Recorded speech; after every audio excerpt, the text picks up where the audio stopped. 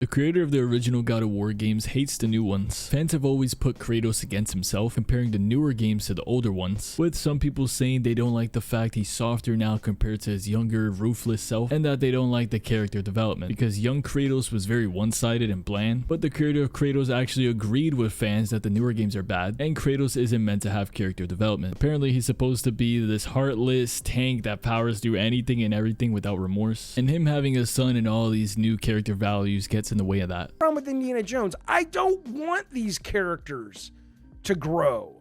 I don't give a fuck what you're going through at the studio. And I don't mean that disrespectfully. If you're going to build a brand new IP, or you're going to build a character into the God of War lore, and that character is struggling or dealing with your problems that a lot of you guys that have gotten older and girls at the studio have dealt with, that's wonderful. Do that shit all day long.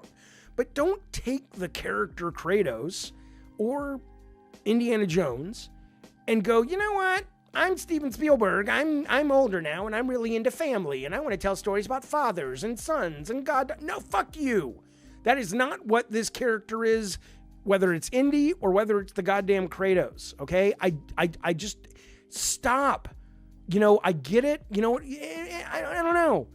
It's just like someone needs to be able to tell these people no sometimes and say, look, we love that you're arty-farty. We love that you're taking shit from your personal life. We love that you're treating the medium, and Sony always has, as an art form as well as a business. You know, we get it, we love it, we support it, but somebody still needs to step up there and go, you need to do all that within the pin that we've put up a fence for you, and if you step outside, the electric shock collar is going to get you.